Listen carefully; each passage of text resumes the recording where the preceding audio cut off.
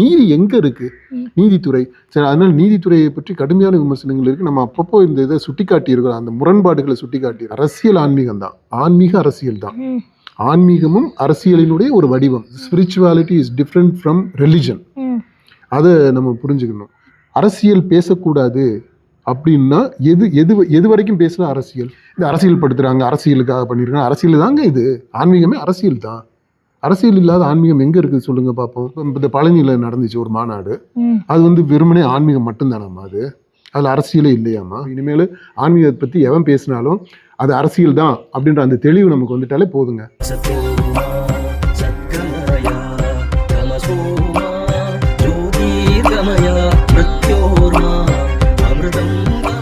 இந்த மாநாட்டில் இருந்த இன்னொரு முக்கியமான விமர்சனம் என்ன அப்படின்னா, அரசியல் பேசப்பட்டது. அதாவது உயர்நீதிமன்றம் அரசியல் பேசக்கூடாதுன்னு சொல்லி அனுமதி வழங்கியிருக்கு.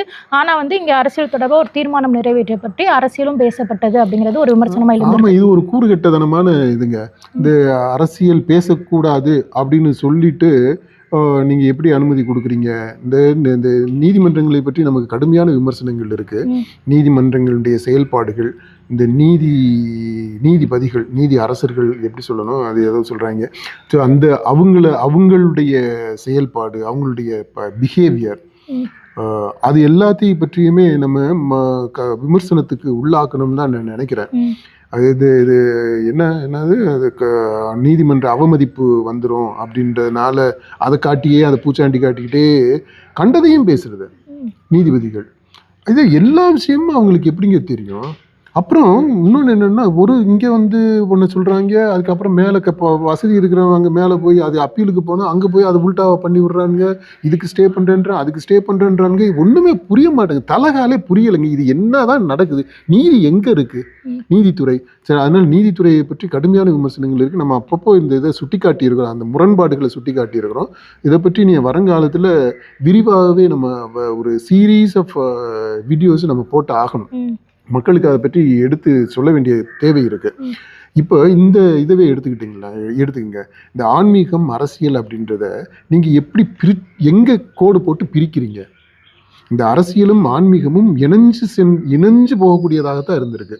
சில சமயங்கள்ல அந்த அரசியலும் ஆன்மீகமும் அந்த கலப்பு இருக்குது பாத்தீங்கன்னா, அது பிரிக்க முடியாது. அரசியல் ஆன்மீகம் தான், ஆன்மீக அரசியல் தான். ஆன்மீகமும் அரசியலினுடைய ஒரு வடிவம். அரசியல் என்பது ஆன்மீகத்தின் அடிப்படையில் கட்டமைக்கப்படக்கூடிய ஒரு அமைப்பு.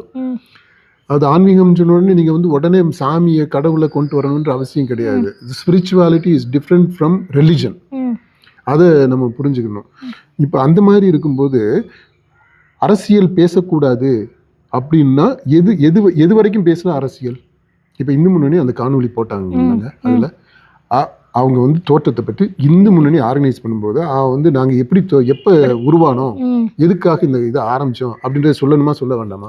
அப்படி சொல்லும்போது கண்டிப்பாக இவங்களை பற்றி இந்த மாதிரி அந்த காலகட்டத்தில் இந்த மாதிரிலாம் நடந்துக்கிட்டு இருந்துச்சு, கடவுள் மறுப்பு அப்படின்னு சொல்லிட்டு கடவுள்களை இழிவுபடுத்திட்டு இருந்தாங்க.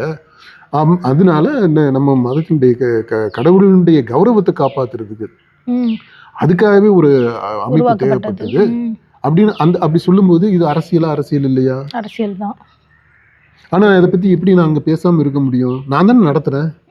நான் எப்படி உருவானேன் அப்படின்றத பற்றி சொல்லாமல் எப்படிங்க மாநாடு நடத்த முடியும்? இது இன்ட்ரோடக்ஷன் இஸ் மஸ்ட் இல்லையா? இல்லை, இது ஓகேப்பா. ஆனால் தீர்மானத்திலே நீங்கள் இந்துக்களுக்கு எதிராக இருக்கிறவங்களுக்கு ஓட்டு போடாதீங்க, நம்ம ஒன்றா சேர்ந்து அவங்கள ஒழிக்கணும் அப்படிங்கிறது நேரடியான அரசியல் தானே? இல்லை, இப்போ இந்து முன்னணி நடத்துது முருகன் மாநாடு. முருகர் எந்த சாமி? இந்துக்களுக்கான கடவுள். இந்து சாமியா? இந்து மக்களுக்கு இந்து கடவுளா? இல்ல மத்தவங்களும் கும்பிடலாம். இல்ல முருகன் அவங்க தானே சொல்றாங்க. முருகன் இல்ல, அவரு அல்லாஹ் கிடையாது, இயேசுநாதர் கிடையாது, இல்ல முருகன். அப்ப இந்துக்கள் வணங்கக்கூடிய, பெரும்பான்மையான இந்துக்கள் வணங்கக்கூடிய தெய்வம் அது. அப்போ அந்த கடவுளை பற்றி பேசும்போது அந்த கடவுள் சம்பந்தப்பட்ட அமைப்புகளை பற்றி, அந்த ஸ்ட்ரக்சர்ஸ், இன்ஃப்ராஸ்ட்ரக்சர்ஸ், சிஸ்டம்ஸ், அதை பற்றி சொல்லும்போது அந்த அடிப்படையில் நம்ம ஒன்றா சேருவோம் அப்படின்னு சொல்கிறது ஏன் தப்புன்னு நீங்கள் சொல்கிறீங்க? அது எப்படி தப்பான அரசியலாக போயிடும்? இல்லை, அது எப்படி ஆன்மீகத்துக்கு, இந்த முருக பக்தி அந்த இதுக்கு வெளியில் எப்படி போகுதுன்னு நீங்கள் சொல்கிறீங்க? இந்துக்கெல்லாம் ஒன்றா சேருவோம் அதான் அரசியல் தானே, அது நிறையான அரசியல் தானே. சரி, அது ஆன்மீகம். ஆன்மீகம் இல்லைன்னு எது சொல்றீங்க? இது ஓட்டு போடாதீங்கன்னு சொல்றது ஆன்மீகமா? இல்ல இல்லைங்க, ஓட்டு போடாதீங்கன்னு சொல்றதுன்னா, இப்போ முருக பக்தியை வளர்த்துக்கணும்னா நான் என்ன பண்ணணும்? அரசியல் செயல்பாடு அவசியம் இல்லையா? See, political action is part and parcel, integral part of your spirituality. அது எப்படி நீங்க வந்து மறுக்க முடியும்? அதைத்தான் சொல்றேங்க. இந்த நம்ம ஜட்ஜஸ் சொல்றதும் சரி, இந்த விமர்சனம் பண்ணக்கூடிய ஆட்கள் சொல்றதும் சரி, இந்த அரசியல் படுத்துறாங்க, அரசியலுக்காக பண்ணிருக்காங்க. அரசியல் தாங்க இது. ஆன்மீகமே அரசியல் தான். அரசியல் இல்லாத ஆன்மீகம் எங்க இருக்குது சொல்லுங்க பார்ப்போம். சரி, இவங்க கடவுள் மறுப்பை பத்தி பேசுறாங்க, திமுக காரவங்க, அதிமுக காரவங்க எல்லாம் பேசுறாங்க இல்லையா? அது வந்து சுத்த ஆன்மீகமா? இப்போ இந்த பழனியில நடந்துச்சு ஒரு மாநாடு, அது வந்து வெறுமனே ஆன்மீகம் மட்டும்தானாமா? அதுல அரசியலே இல்லையாமா? மாநாடு பழனியில நடத்தின அந்த செயலே இருக்குது பாத்தீங்களா, அதுவே இட்ஸ் a பொலிட்டிக்கல் ஆக்ஷன். அதனால இந்த அரசியல் பேசிட்டாங்கன்னு பேசட்டும், அதான் ஆன்மீகம். இப்போ ஆன்மீகத்தை பற்றி நம்ம தெரிஞ்சுக்கிட்டோமா?